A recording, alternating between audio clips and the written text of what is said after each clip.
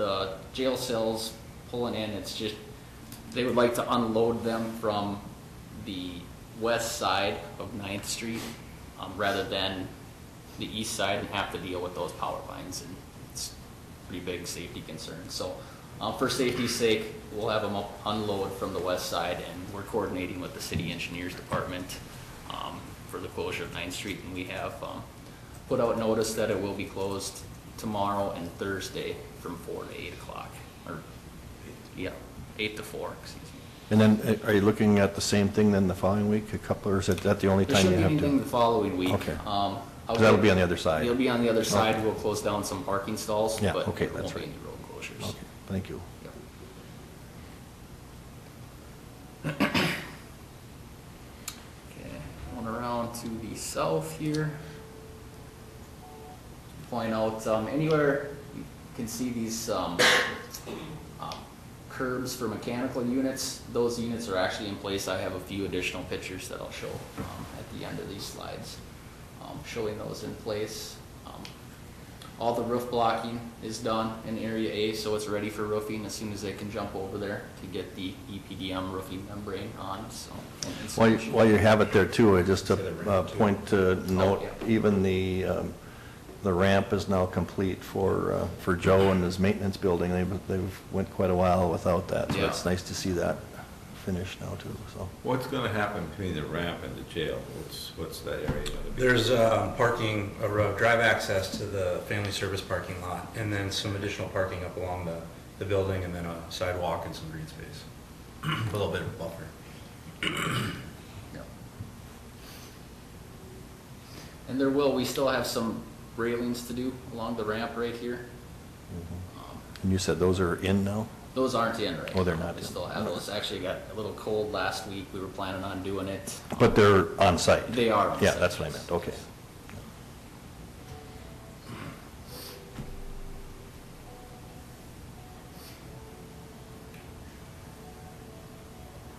So there you can see the precast openings for getting the jail cells in for Area A right there.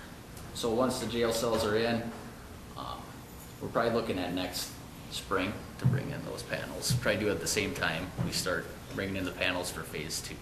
That's what we're thinking. So it's just, even though we do have the jail cells going in there, but there's other pretty good size equipment, so it's nice to leave those in place for access to the building with larger equipment and things like So do you have to bring that great big crane back to do that then?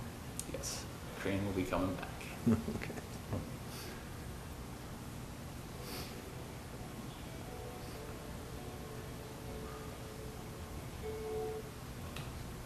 So here, starting Wednesday, or actually this will be next week, the cells will be coming in on the other side on Wednesday, but this will be next Monday. There'll be,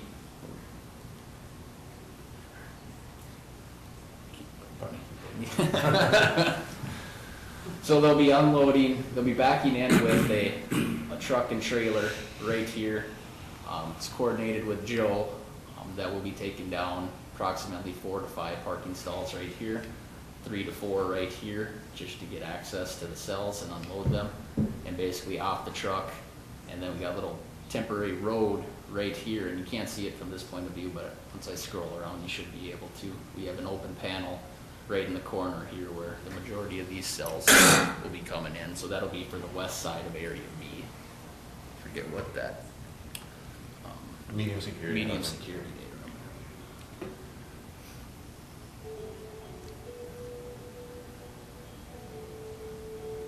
There's a better Doing it right there.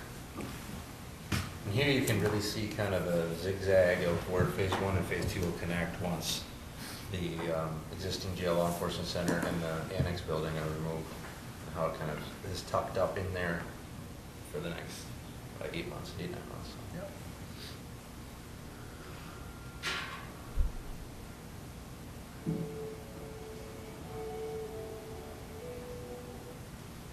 So you see there's a little tent right here. This is the secure vestibule. That'll be the main access point for phase 1 of the jail. So that's being built right now. It's basically masonry exterior.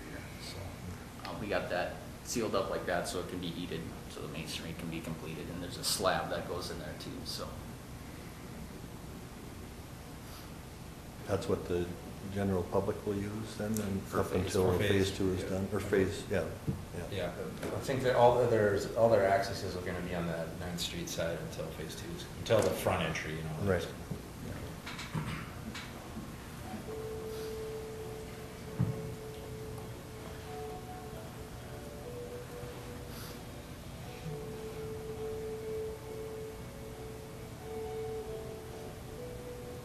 Over to the LEC here.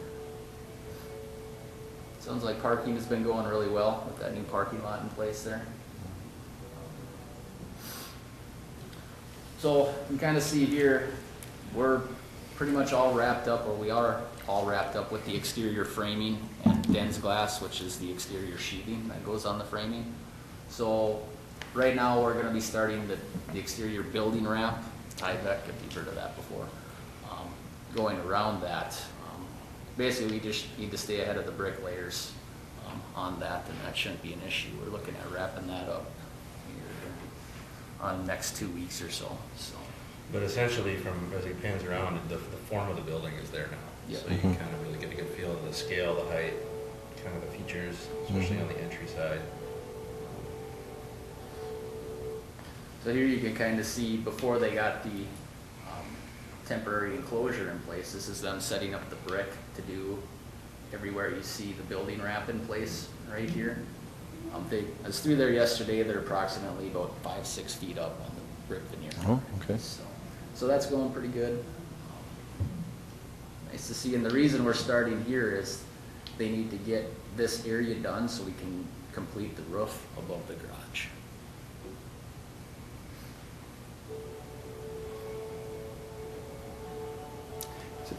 Mr. Chair? Yes. Could you stop a second, Nick, just so that all the commissioners understand that above that garage, that is all concrete up there because that is built for the expansion room for the law enforcement center. There's 12,500 feet above that garage, and Commissioner Whalen and I were up there about 2 weeks ago, and that is a big area, and the hallways are going to flow into that area, and you know, it costs a few extra dollars to do that, but it's really the wise thing to. We just wanted to mention that because when we were up there, we were kind of astonished at how it flowed out there too, and really makes some sense. Would you point to what he's talking about? All that way. Okay. So you're gonna have some decent substantial area for growth without having to affect site or, you know, parking, walkway, any kind of functionality, if and or and when in the future the county decided to expand out. And you can kind of see right where that corner is, there's like a bunch of windows right in the middle, and then there is like, Brian was saying, corridor that kind of comes out just so that you can easily connect into that and just expand out when you need to.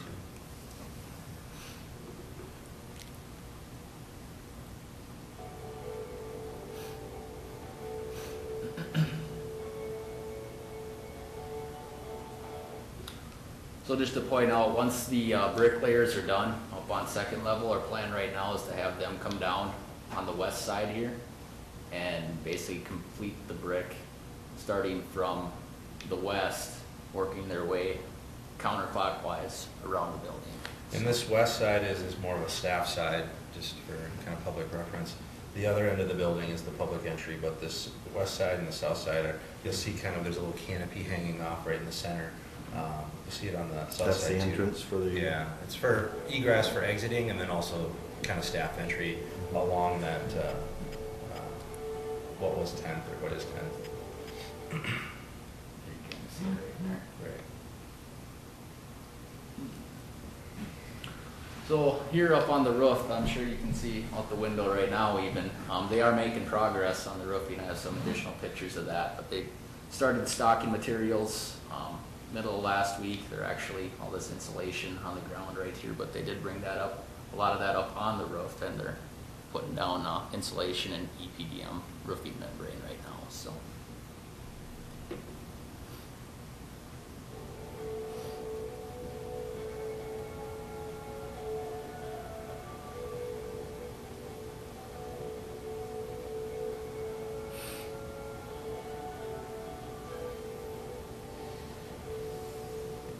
And we're looking, all the windows right now are temporary enclosed.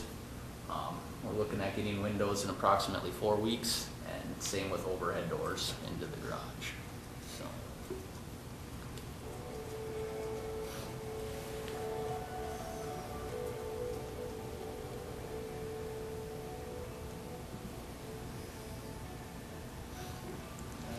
You said all the brick will be done before the windows are put in, correct? Well, we can follow behind, it doesn't have to all be done, we can No. follow behind the brick and install the windows as they're going. But the brick has to be done before the window. Correct, yeah. So. Additional pictures to run through here. So who's operating the drone? Is that your drone or is that? That is our IT guy, Joe Brown, is the drone operator. Actually, we used to have, what's that? Go more apps, it's probably just a Jacob. The reason I asked that is because I know we have a drone, right? We have access to a drone, yes. We have an access to it. Yes. I was thinking sometimes when we're working on projects or something, whether it's out in the rural area, that we could have, instead of just a picture, you know, we could have a drone, as long as we got one, you know. I don't know if we got a local person that do their staff, or do we still have to go through Valley Water or? Yes. Okay, Yes. so we don't have our own drone operator yet. Right. That's why I was just wondering who's operating the We used to drone. let others operate the drone, but one of the guys crashed it, so now it's been limited. So here's just in the jail, some masonry walls going up. I don't know if who's all been on the inside here recently, but just to give you guys some perspective, you don't see a lot going on the outside anymore, but there is a lot of stuff going on the inside. So, so this is an area C, just working around door frames and detention windows and putting up walls. Say, Nick, once the jail cells are in place and maybe we get the LEC totally enclosed, I'm wondering if it wouldn't be a good idea for us to have a media tour to give them an update inside so that they can share with the public too. I think that would be good for the public to be able to see the progress think, that's going on. Once we get all the slabs in place, Mhm. might be a good time. to shoot Yeah, for. well, I think the slabs and then maybe some of the cells in place, even it gives a visual in there then. Yeah, So we can maybe coordinate that with Brian to do something like that. absolutely. So this is just a snap of some of the ductwork going in, so it's hard to get a perspective of the size, but it's some pretty massive runs going in.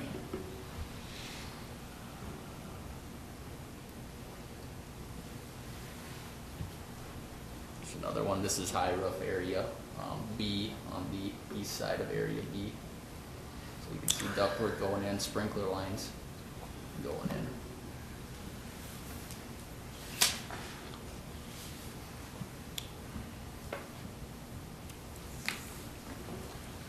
So this is over in area A on the south side. Right now, they're putting down this poly barrier in preparation for concrete slabs. So it's going pretty well.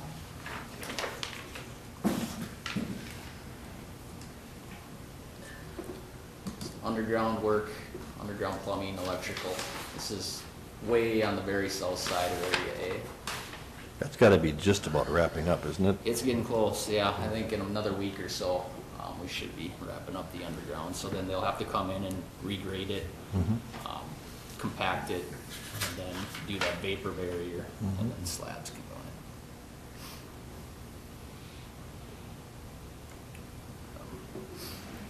in. So here is the in-floor heat piping.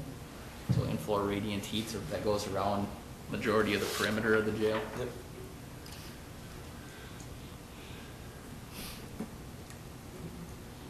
And that's used a lot in these type of facilities, so you don't have to use like radiant baseboard heating or things like that, because you still need a perimeter heat. We don't necessarily want all that equipment sitting out in potentially inmate areas. And Sure. it's kind of becoming more of a standard practice just to do that at the first 10 feet perimeter, even like in the law enforcement center. Okay. These are the rooftop units that were going in place yesterday and should be wrapping up today, so This is south side of area A, you can see they're in place. So show you another shot of that.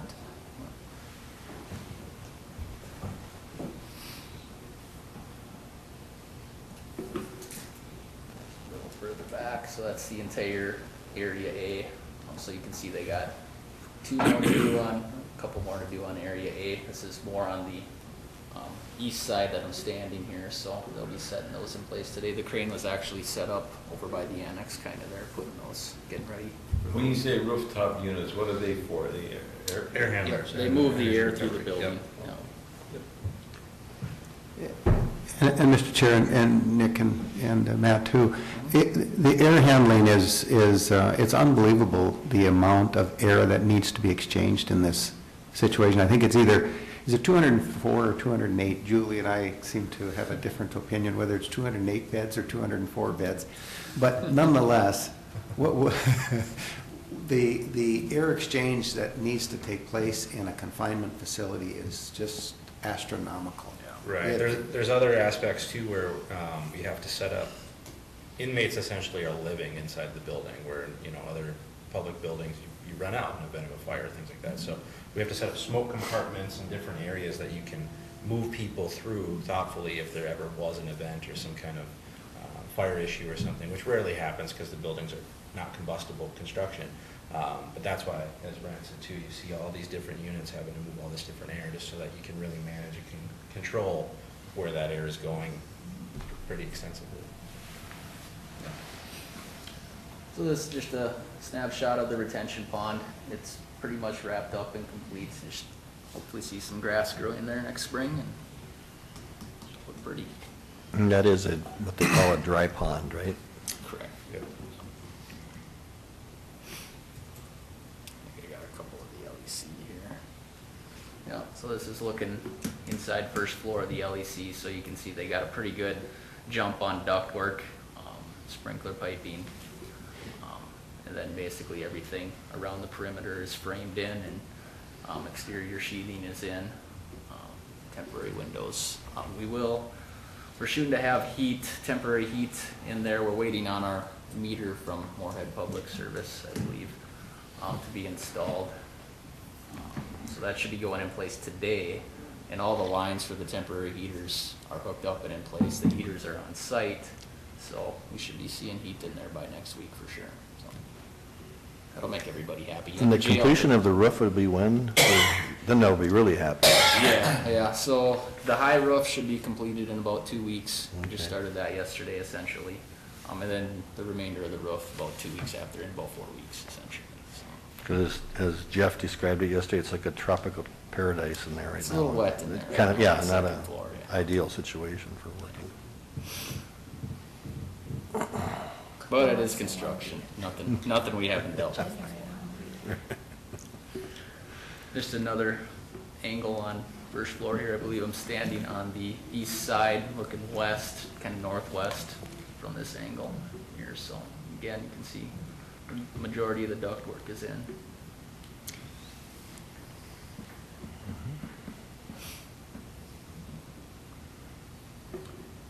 I believe that's just another one up second floor, and yeah, you can see a little bit wetter up there by the condensation on the floor, you see there.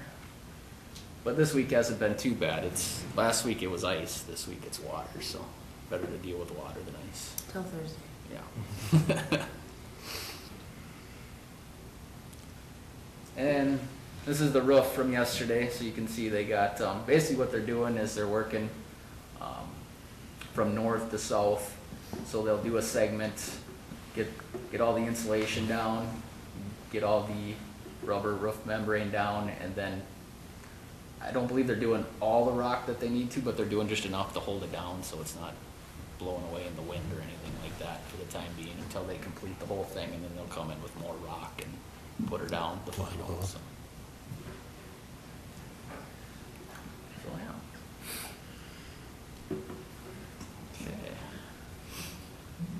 Being said, I'll run through the summary schedules quick here. Starting with the jail, I did pass around some handouts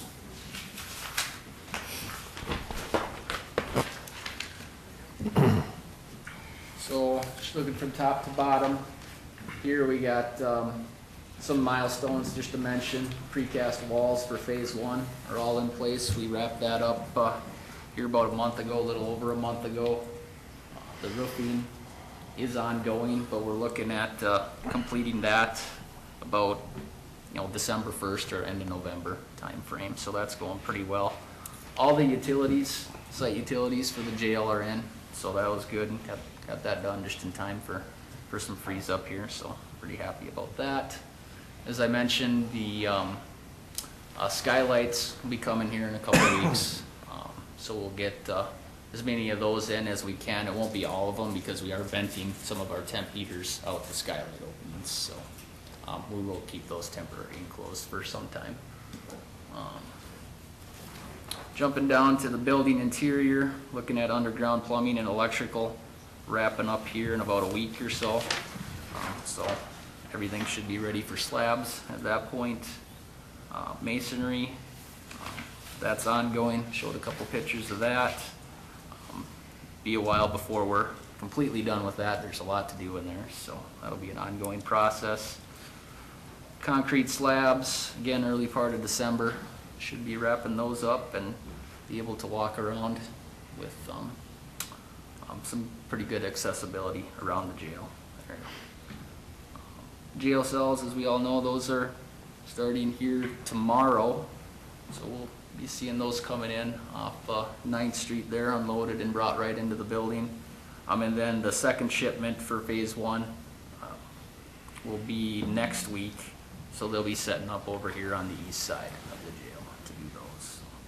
And it shouldn't take long. Right now I'm showing 6 days for the first shipment, but they think they can do it in 3 or 4 essentially. Same thing for the second shipment. I'm showing 10 days, but they should be able to get it in 3 or 4 as well. So, other than that, interior finishes are a little ways out. I don't recall if I mentioned temp heat is, we did get that going in the jail here last week, so that made a lot of people happy. Also, it's important so we can keep doing concrete slabs, and the mechanical guys needed for their adhesives to tie materials together as well. So yeah, unless there's any questions on the jail, we can jump over to the LEC.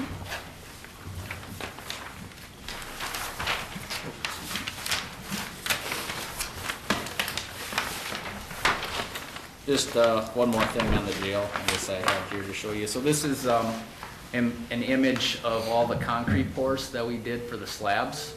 So you can see each segment and how they kind of broke it up and what they got left to do and what's done. So right now this is area A, kind of right here that they're started in, and they're going to be working from the northeast, kind of wrapping around this way. They might do a few pours over on the west side here as things are wrapping up underground wise over on the east side, but the intent is to come from this northeast portion and then wrap around counterclockwise to complete.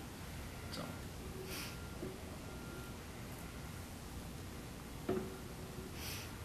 Okay, now to the LEC. Just looking from top to bottom again. Masonry started back up here this week. So showing projected completion for around the end of December, early January on that.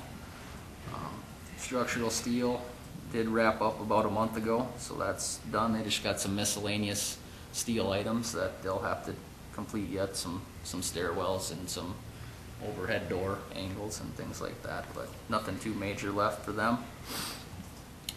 Exterior framing and sheeting, as I had mentioned, is actually complete right now, so the last item left is the tieback, which should be wrapping up in about 2 weeks. Roofing's ongoing, showing that kind of right before Christmas, wrapping up hopefully, but more likely probably the end of December. And then windows and metal panels and overhead doors should be going in about 4 weeks. Those are on order and ready to be shipped here as soon as we need them. Over on the inside, mechanical, electrical, plumbing, rough-in will be ongoing for the next several weeks. Underground plumbing and electrical is wrapped up and all the concrete slabs are in on the interior of the building, both on deck and on grade. And then starting interior framing of walls here this week. They do have a lot of ceiling track or top track down already, so basically they'll be working on floor track here this week, and then you'll actually be seeing studs going up here next week on the interior.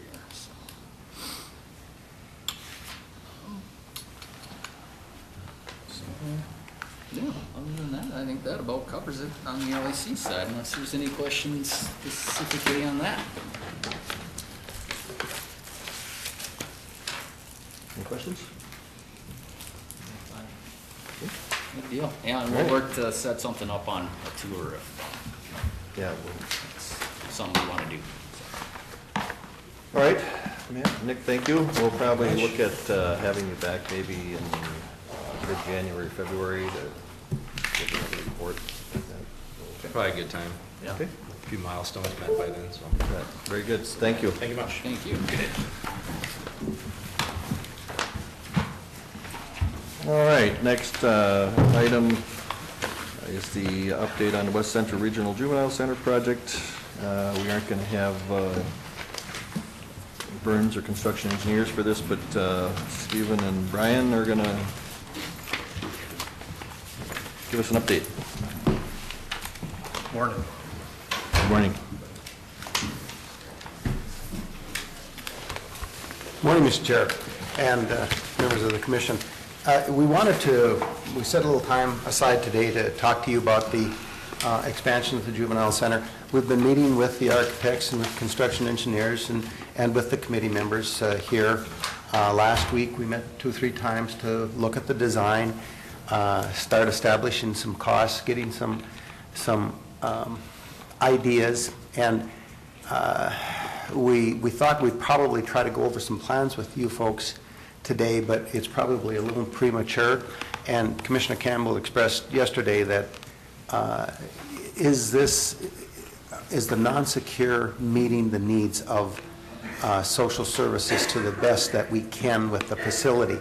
And that spurred the idea that before we come before you to start talking about the total layout and different things, we need to really get together with the I'll call it the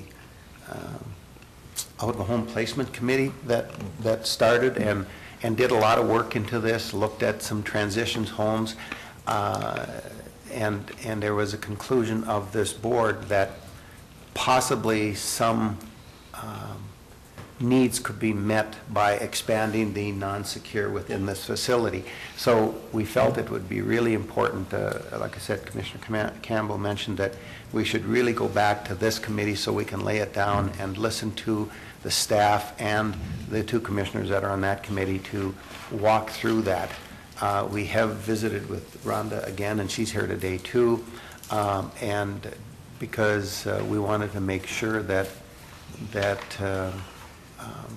their considerations are being met, because it was the goal that we'll bring back a lot of dollars back into the county that are going out of county to handle some of our placement youth that need attention. And she still felt it was in that $4,000 to $5,000 range if the proper program, $400,000 to $500,000 that would be brought back into the county.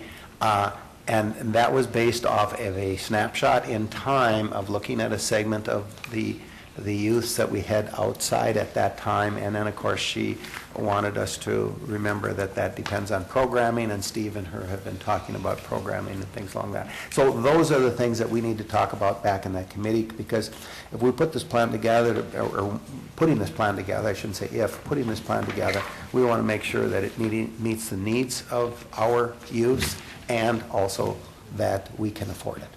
So.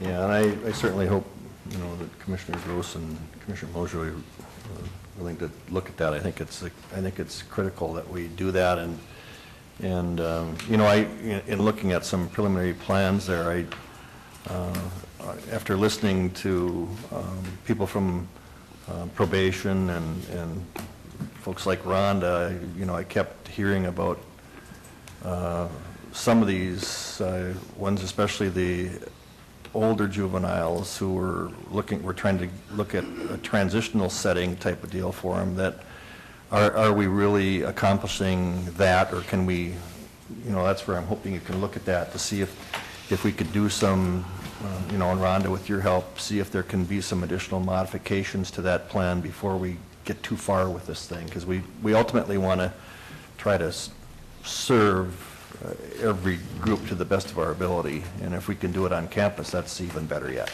Yeah.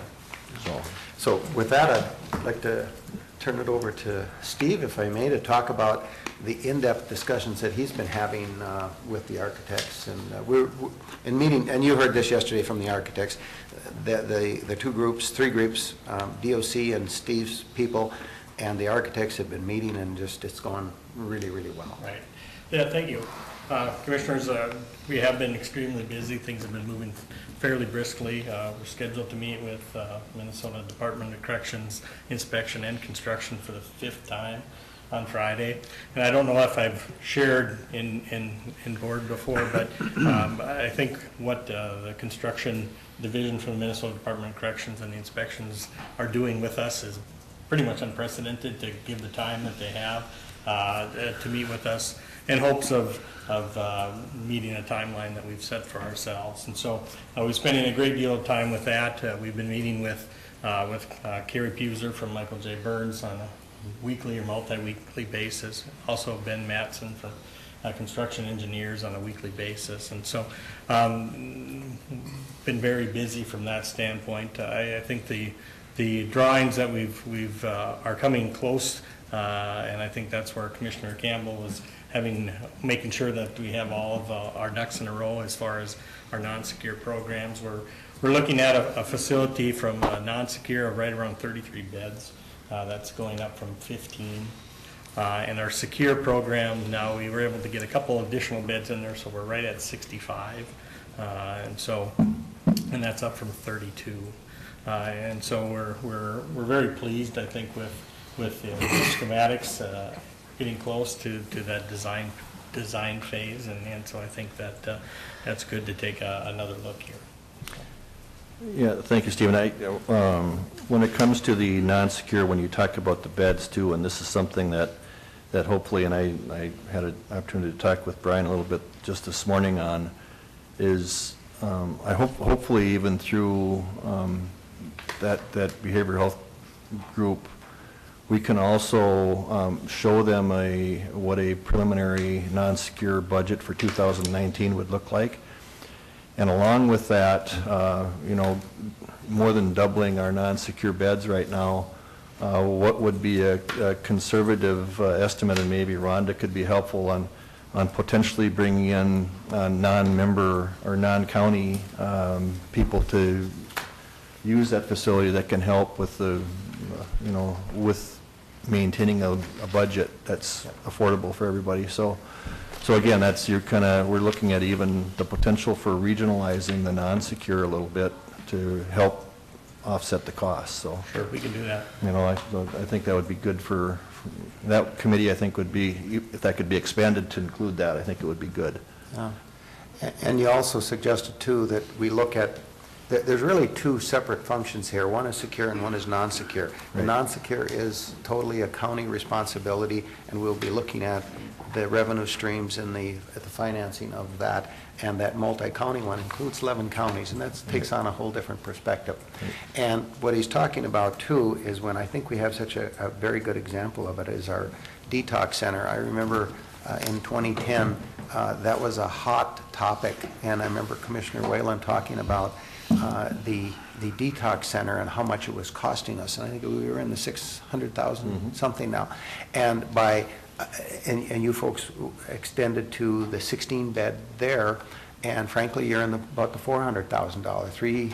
I think you've been down as low as around $300,000 cost to that detox center, and it's because of the utilizing outside sources to help finance it.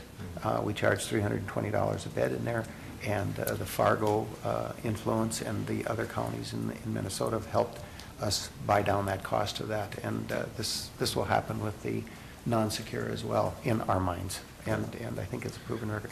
Plus, this is an excellent time to be looking at this. That facility, the juvenile facility, is 21 years old now, and the bond is paid off on it, and you're full.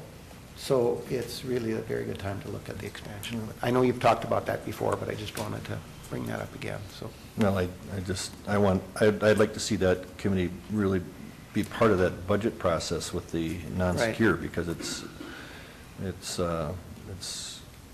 got a lot of parts to it. And Vital, absolutely. Yeah. It's a very important function of the juvenile detention. And we have too, in addition, we've been working with our advisory board and providing them feedback and information on the potential project or the project. We've been offered my services to go out and talk to them about that. And 3 counties have taken us up on that offer. In the next couple of weeks, we'll be there. And so kind of sharing that information. To this point, we've had nothing but support from our 11 member counties, and so that's been very positive. Okay.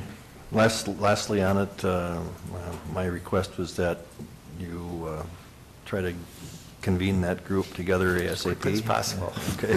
That's right. Because we're all in a fast track here. As soon as these, our fellow commissioners are able, I think we should try to get that going, and so we can meet hopefully some timelines that we have looking forward to here, so. All right, very good. Anything else on on that? Any questions from the board? Comments? Okay, all right, so we've got some head downs, it's good to go. Thank you very much. All right, with the plan. All right, Stephen, you may as well stay here, and you're going to talk to us about the Fifth Amendment to the agreement, which will be in place for 2018, Yes, correct. Since 2010, our cooperative service agreement has allowed our 11-member detention counties to utilize detention services above and beyond what they paid for at no charge. This past July, our advisory board agreed that based on the demand for the beds, that this is no longer a feasible way to operate. And so they agreed to amend the cooperative service agreement to state that counties are able to only receive the number of days that they purchased for what they buy. Once they go over the days that they bought, there'll be a $270 per diem that would be added to their monthly costs. The fifth agreement, we went through that with Jenny Samarza. It's been through the board. They've had the opportunity to provide feedback, and on September 7th, they agreed to adopt this. I've received a number of counties have already signed and returned the contract, and so our request today would be that the Clay County Board adopt the Fifth Amendment agreement. And I think just so that our board is well aware of it, there are some counties that basically overutilize the facility using this, and it's kind of what we're going to is in the future we're going to go to, you're going to be billed based on your 2-year average usage. Correct. This is kind of starting the way towards that. Yep. And just for our board's reference, though, one of the counties that is close to, if not already is overutilizing, is Clay County. Correct. So we just need to be aware that that $270 could apply to us too. Yes. Yep. Not, we are one of 11 members, and so there could be some. We're hoping that you're going to be able to do some revenues, right? Correct. Outsource Yes. revenues Yep. to offset that. Yes. But- Yep. but just so the board's aware of it, that we could potentially be one of those counties that. I'll move to approve the agreement. Okay. Second. We have a motion and a second. Any further discussion? Seeing none, all in favor signify by saying aye. Aye. Opposed, the same. Motion carried. Thank you, Stephen. Thank you. All right, next we have our update on the correctional facility transition team. And we have the leader of that group, Katie, is here with us today, and Julie's here. Justin, you want to come up? Come on up. You may have to take over from me. I apologize right now. I've been. Well, I just wanted to emphasize, because we're in those construction meetings, and I just can't help but notice the usual grin on your two faces. Yeah, we're about- pretty happy. About this project, Yes, so. we are. Thank you for giving us some time to give you a quick update. The jail transition team has been very busy. They are working on scenarios still. They are getting close to completion on that, and now they're going to start working on policy development. And with policy comes potential more scenarios that they'll have to work on. Katie's going to talk about a little bit more of those details when she speaks, but after policy development, we're going to work on our training manual. That's probably the biggest part of this whole thing, and it's going to take a lot of time. It's just so that we know how to train our staff, make sure we have everything down pat, and so when we move in there to do our training, it's ready to go, and we're training on the right things, and building confidence in our staff so they're comfortable when they move into that new facility, because it is a change for them.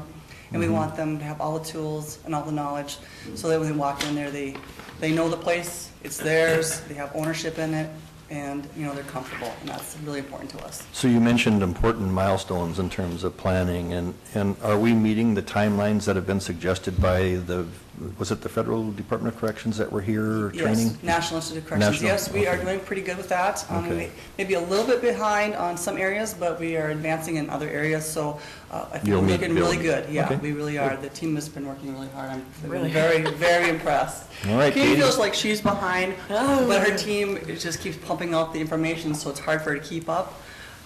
But she's doing an There's no excellent job. pressure on you, Katie. The Excellent. No, the she's whole world doing- is depending on you. She's doing just fine. She's doing great. So what she thinks is not necessarily true. I think she's right on track where she needs to be. So we've been very impressed. So I'll let Katie go ahead and cover some of the areas, and then I'll touch in on. You bet. Excuse me. The transition team has to date, we've approximately 250 scenarios that we've started. We're reflecting on the day-to-day operations of the facility. Developing the operational scenarios is an ongoing process. Almost all of the completed drafts are being revised and have been modified multiple times to meet the Department of Corrections standards, in addition to communicating the correctional facility's mission and values. The transition team is attempting to stay on task with the action plan developed during the National Institute of Corrections workshop. And we are creating a list of posts, positions, and spaces, clarifying definitions, standardizing terms, reviewing and revising as we proceed, enabling us to reflect in writing how the facility will need to follow protocols and procedures that apply to the performances of the positions. The job responsibilities that are developing as we create the scenarios must also comply with the rules and regulations that are developing as we create the scenarios. Providing a safe and secure environment for the inmates, jail staff, visitors, and volunteers is our #1 priority. During the course of visiting with other counties, they have provided us guidance in establishing different aspects to the scenarios, establishing programs into the 2 phases of the construction project. Developing proper programming into the operation of the facility has been a challenge.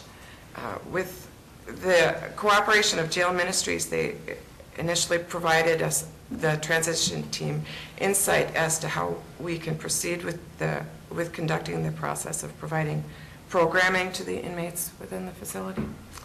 The program spaces are limited during the first phase. The transition team is attempting to envision all aspects of the schedule and how we can incorporate the available program space into the schedule, ensuring the inmates with behavioral health issues are receiving access, meeting the needs of inmates that require increased mental health and behavioral health services. So, the HONI training, they stress to us that the devil is in the details, and that's pretty much what we're trying to do. We're picking it apart, and this morning, a huge scenario that we've been working on since the very beginning is being modified as we speak. So, I mean, it's an ongoing process, so a lot more than I thought it was going to be. Well, that mental health component is, and So designing and planning for that and being successful, there's kind of pressure on Clay County here from the whole entire state, because the state's watching us very closely on this. You're a shining star. Yeah, so we have an opportunity to really get it really right, or really get it wrong. But I'm all about getting it right With here. the way that we're doing it, it's going to be right on track. Good, so there you go. I'm Plus, very all the excited. support we're getting for that has been amazing. Yes. Okay. Social service and Rhonda and all of her team have been great, looking out for us and trying to find stuff for us and grants and having great ideas, and we're very lucky. And I know Jenny's part of that group too, and she's done some great things for us as well, so we're really appreciative. I know one other thing that we found with this is that currently our JMS system, which is our jail management system, we will have to change that with our new facility, and we find that this is going to be a great opportunity for us to actually update what we have and expand it more than we've ever used it before. We've been very fortunate. Cass County also has the same JMS since we're all in the group. So what is it? What is? Jail management. So basically what that is anytime we do anything in the jail, we electronically log it. Okay. So for example, if I So it's a move- software system? It's a software system. Okay. So if I move somebody from one block to the other, I do that via computer as well as obviously moving the person. But that means we have to rename every single pod, every single bed when we move to this new facility, and so we'll have to build it. But along with that, there's a whole bunch of areas in that software that we've never utilized before. And with this bigger facility, it's really going to become handy and really a cost-effective and time management thing for us to look into it further, and I think it's going to be a great asset to us. And Cass County uses some areas that we don't, and they've been very great to work with and let us see how they are developing and how they're using their system, as well as Rochester, Olmsted County in Minnesota. So we're going to expand that, and that's one of the things that I'm going to take lead on, and a couple of the members of the transition are going to dive into that. We have to wait until the new year, though, because they're currently doing an upgrade, and we can't On the software?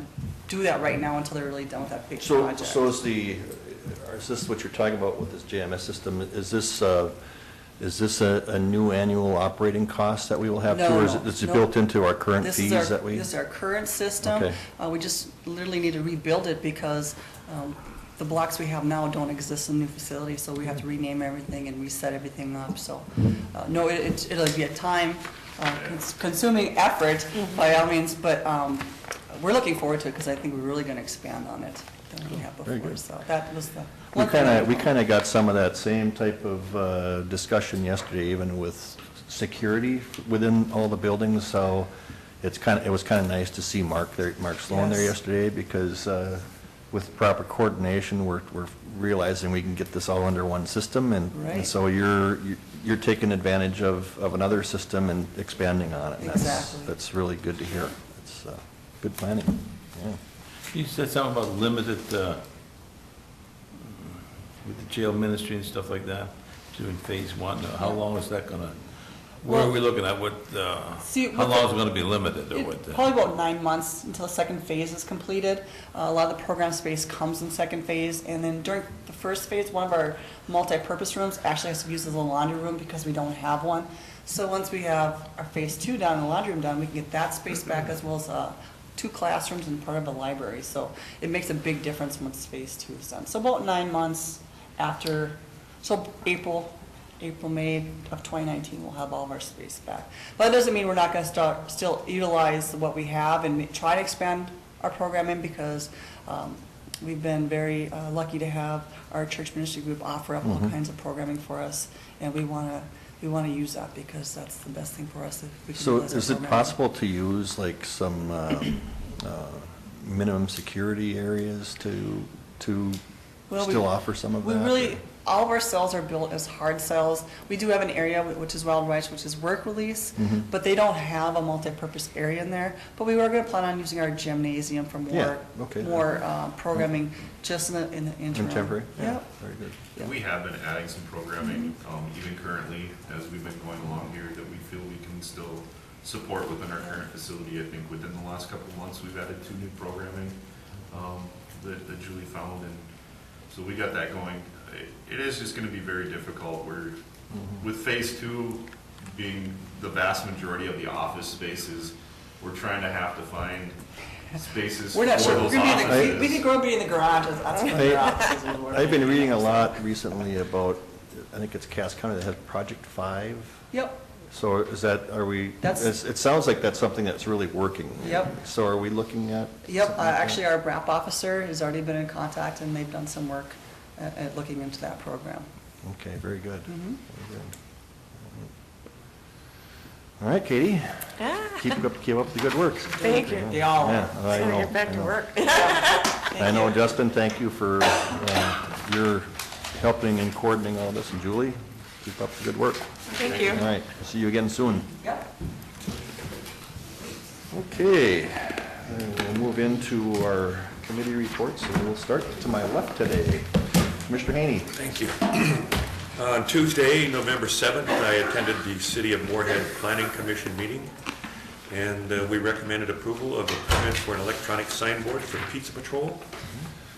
We had a discussion about the planning staff changing the criteria about, because there's so many signage downtown Moorhead that are out of the permitted type and are already grandfathered in. So Considered that, non-conforming or something? yeah, not conforming, that's Yeah. it, yep.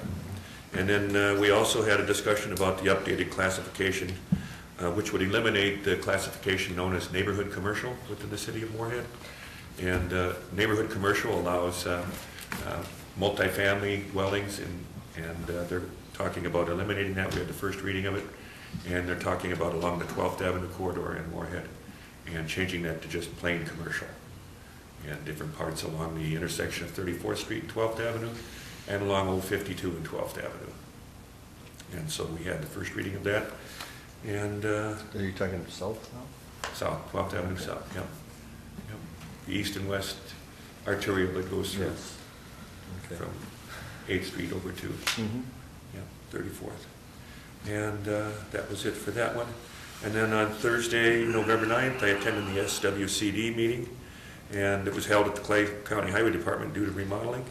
And Wild Rice Watershed District Administrator Kevin Rood was a guest seeking resolution of support for the One Watershed program. It was discussed by the SWCD board, and the motion was carried of support. Contracts were approved for well decommissioning and buffer plantings. Server issues were discussed, and Gabe Foltz reported on buffer developments.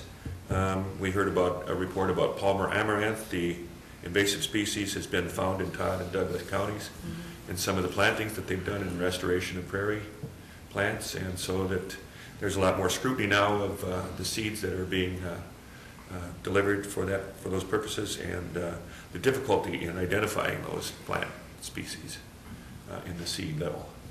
And that was it. Okay, that's you. Just at the one meeting in West Central down in Fergus Falls, the main area, Greg Wagner gave a very good report on how they're proceeding. Their main goals of workforce, housing, childcare, and broadband, and childcare is running, it's a big thing, I mean, you bring people in, but if you don't have the childcare available for these workers and stuff like that, you probably only, a lot of our people, there's 2 people working out of the family, but if you don't have childcare, only 1 person, so that limits your income again. So they're also stressing for communities to look at why do people want to move into your area, not so much, hey, we got facilities, we got some facilities here, we got housing, but why would people want to move to Hawley or Dilworth or Linden and stuff like that? So for people to come up with stuff like that. They're saying that broadband, the other thing was discussed was broadband, and I think Clay County, they say there's 87% coverage of broadband now.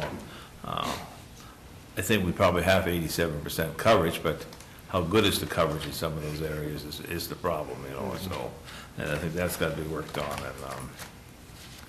And of course, we got childcare shortages, a lot of childcare shortages. They're talking about declining enrollment in some of our secondary colleges, from like welding and diesel mechanics. There's a declining enrollment in those areas.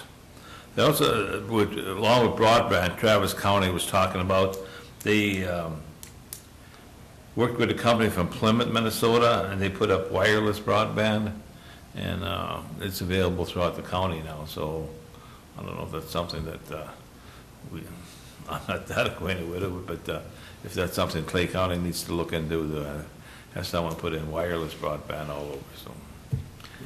And covers it, I guess. Commissioner Wayland?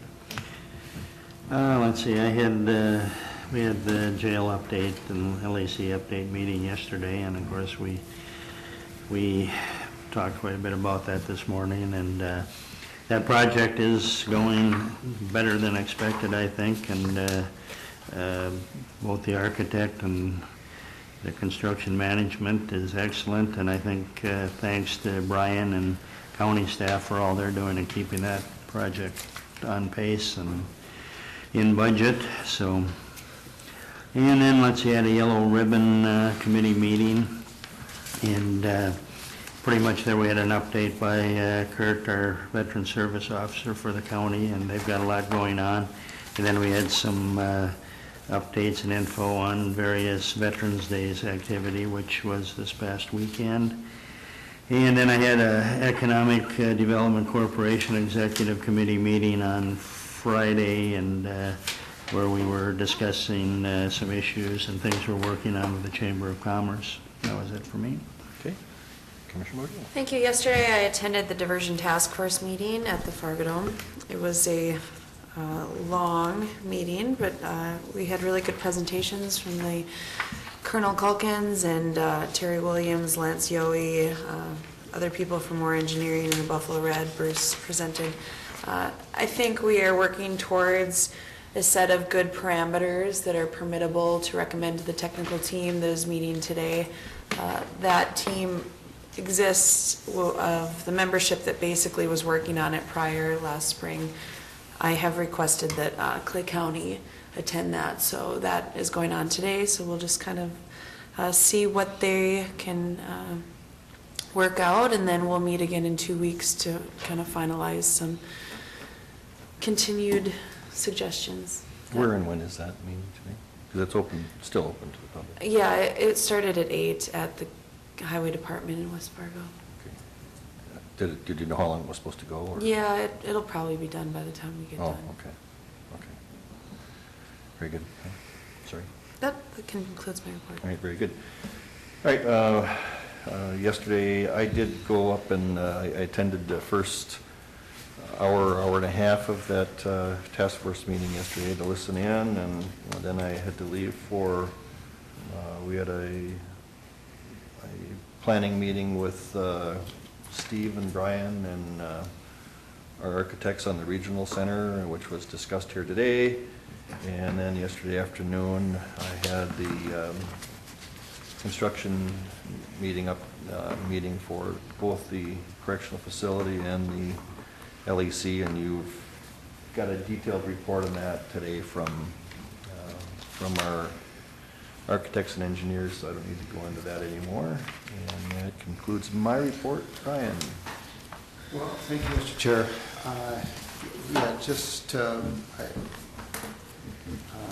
Georgia and I had a meeting with Kathy McKay and Troy, and I think we've found some office space to, if you remember right, you accepted a grant for the opioid addiction, and as you saw, the two commissioners that toured the detox center here not too long ago found that it's pretty cramped space in there, so we found some space for Troy right on that floor, right down the hall, and that's going to work out fairly well, so we'll move along with getting that in.